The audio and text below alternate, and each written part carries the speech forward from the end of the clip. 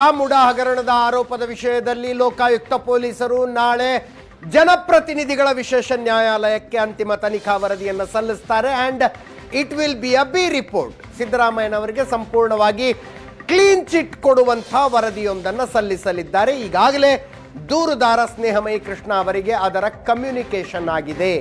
ನಾವು ಹಿಂಗೆ ವರದಿ ಕೊಡ್ತಾ ಇದ್ದೀವಿ, ನೀವು ಬೇಕಿದ್ರೆ ಅದನ್ನ ನ್ಯಾಯಾಲಯದ ಎದುರು ಪ್ರಶ್ನಿಸಬಹುದು ಅಂತ ಸ್ವತಃ ಸ್ನೇಹಮಯಿ ಕೃಷ್ಣ ಅವರ ಜೊತೆ ಫೋನ್ ಸಂಪರ್ಕದಲ್ಲಿದ್ದಾರೆ. ನಮಸ್ಕಾರ ಸ್ನೇಹಮಯಿ ಕೃಷ್ಣ ಅವರೇ. ನಮಸ್ಕಾರ ಸರ್. ಏನ್ ನಿರೀಕ್ಷೆ ಇತ್ತಾ ಬಿ ರಿಪೋರ್ಟ್ ಆಗ್ತಾರೆ ಅಂತ? ಹೌದೌದು ಸರ್, ಮೊದಲಿಂದ ಇದೇ ನಿರೀಕ್ಷೆ ಇತ್ತಲ್ಲ ಸರ್ ನಮ್ಗೆ, ಮೊದಲಿಂದಾನು ಇತ್ತು. ಸರ್ ಈ ಕಾರಣದಿಂದನೇ ನಾವು ಈ ಪೂರ್ಣ ಸಿಬಿಐ ಕೊಡಬೇಕು ಅಂತ ಅರ್ಜಿ ಸಲ್ಲಿಸಿದ್ವಿ. ಮಾನ್ಯ ನ್ಯಾಯಾಲಯ ಲೋಕಾಯುಕ್ತರು ಸರಿಯಾದ ರೀತಿ ತನಿಖೆ ನಡೆಸ್ತಾರ ನಾವು ವಿಶ್ವಾಸದ ಮೇಲೆ ನಮ್ಮ ಅರ್ಜಿನ ಒಂದು ತಿರಸ್ಕಾರ ಮಾಡಿದ್ರು, ಆದೇಶ ಮಾಡಿದ್ರು. ಆದ್ರೆ ಇವರು ಮಾನ್ಯ ಉಚ್ಚ ನ್ಯಾಯಾಲಯದ ವಿಶ್ವಾಸಕ್ಕೂ ಕೂಡ ದ್ರೋಹ ಬಗ್ದು ಇಂಥ ವರದಿ ಸಲ್ಲಿಸಿದ್ದಾರೆ. ಅಲ್ಲ, ನೀವು ಹಂಗಿದ್ರೆ ಸುಪ್ರೀಂ ಕೋರ್ಟಿಗೆ ನಾನು ಹೈಕೋರ್ಟಿನ ನಿರ್ಣಯವನ್ನು ಪ್ರಶ್ನಿಸಿಕೊಂಡು ಹೋಗೋದಿಲ್ಲ ಅಂತ ಯಾಕೆ ನಿರ್ಧಾರ ತಗೊಂಡ್ರಿ ಅವಾಗ? ಅಲ್ಲ ಅದನ್ನೇ ಸರ್, ಇವರು ನಮ್ಮ ನಂಬಿಕೆಗಾರದವರು ಕೂಡ ಮಾನ್ಯ ಉಚ್ಚ ನ್ಯಾಯಾಲಯದ ನಂಬಿಕೆಗಾರರು ಒಂದು ಬೆಲೆ ಕೊಡ್ತಾರೆ ಅಂತೇಳಿ ನಿರೀಕ್ಷೆ ಇತ್ತು. ಆ ಕಾರಣದಿಂದ ಅವರು ನೈಜ ವರದಿ ಕೊಡಬಹುದು ಅಂತೇಳಿ ಒಂದು ಸಣ್ಣ ಒಂದು ಭರವಸೆ ಇತ್ತು.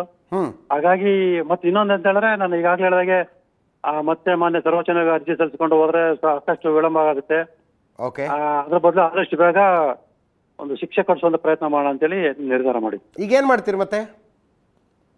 ಏನು ಸರ್, ಈಗಾಗಲೇ ಹೇಳ್ದಂಗೆ ನನ್ನ ಹತ್ರ ಏನ್ ದಾಖಲಾತಿ ಹೇಳಿದ್ರೆ ಅವೆಲ್ಲ ದಾಖಲಾತಿ ಕೂಡ ಮಾನ್ಯ ನ್ಯಾಯಾಲಯಕ್ಕೆ ಕೊಟ್ಟು ಆರೋಪ ಸಾಬೀತುಪಡಿಸುವಂತ ಒಂದು ವಾದವನ್ನು ಮಂಡನೆ ಮಾಡಿ ನ್ಯಾಯಾಲಯದ ಮೂಲಕ ಸಮನ್ಸ್ ಜಾರಿ ಮಾಡಿಸುವಂತ ಕೆಲಸ ಮಾಡ್ತೀನಿ. ಅಂದ್ರೆ ಇದರಲ್ಲಿ ಜನಪ್ರತಿನಿಧಿಗಳ ವಿಶೇಷ ನ್ಯಾಯಾಲಯದಲ್ಲೇ ಮಾಡ್ತೀರಿ? ಹೌದು, ಅಲ್ಲೇ ನ್ಯಾಯಾಲಯದ ಮೂಲಕ ಅಂದ್ರೆ ಅವ್ರ ಆರೋಪಿ ಅಂತೇಳಿ ಸಾಬೀತುಪಡಿಸ್ತೀನಿ. ಸೊ ಈಗಲೂ ಕೂಡ ಸುಪ್ರೀಂ ಕೋರ್ಟ್ಗೆ ಮೇಲ್ಮನವಿ ಹೋಗುವ ಆಲೋಚನೆಯಲ್ಲಿ ತಾವಿಲ್ಲ? ಇಲ್ಲ ಸರ್, ಸದ್ಯಕ್ಕೆ ಇಲ್ಲ ಸರ್. ಓಕೆ, ಏನನ್ಸುತ್ತೆ ನಿಮ್ಗೆ? ಲೋಕಾಯುಕ್ತ ಪೊಲೀಸರೇ ನೀವು ಏಕಪಕ್ಷೀಯವಾಗಿ ತನಿಖೆ ಮಾಡಿದ್ರ?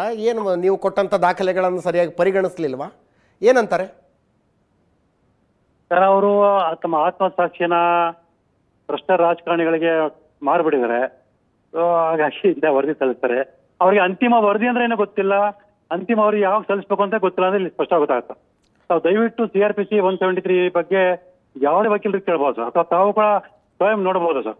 ಅದು ಸ್ಪಷ್ಟವಾಗಿ ಹೇಳುತ್ತೆ, ತನಿಖೆ ಪೂರ್ಣಗೊಂಡ ನಂತರ ಅಂದ್ರೆ ಯಾವುದೇ ರೀತಿಯ ತನಿಖೆ ಬಾಕಿ ಇಲ್ಲ ಅಂತ ಕಂಡು ಬಂದಾಗ ಅಂತಿಮ ವರದಿ ಸಲ್ಲಿಸಬೇಕಾಗತ್ತೆ. ಆದ್ರೆ ಇವರು ನನಗೆ ಕೊಟ್ಟರೆ ನೋಟಿಸ್ ಸ್ಪಷ್ಟವಾಗಿ ಹೇಳ್ತಾರೆ, ಇವ್ರು 4 ಜನ ವಿರುದ್ಧ ಮಾತ್ರ ಇದು ಇಂಥದ್ದು ಸಾಕ್ಷ್ಯದ ಕೊರತೆ ಇದೆ, 50-50 ಅನುಪಾತದಲ್ಲಿ ಏನ್ ನಡೆದಿದೆ ಅದ್ರ ಬಗ್ಗೆ ತನಿಖೆ ಮುಂದುವರಿಸ್ತೀವಿ ಅಂತ. ಅಂದ್ರೆ ತನಿಖೆ ಪೂರ್ಣಗೊಂಡಿಲ್ಲ ಅಂದ್ರೆ ಅವ್ರ ನೋಟಿಸ್ ಸ್ಪಷ್ಟ ಆಗುತ್ತೆ.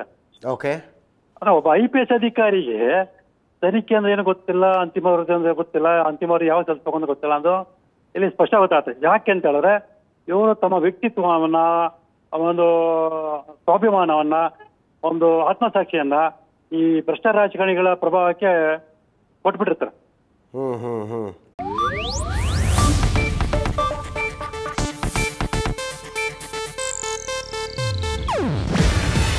ಇದು ಏಷ್ಯಾನೆಟ್ ನ್ಯೂಸ್ ನೆಟ್ವರ್ಕ್ ಪ್ರಸ್ತುತಿ.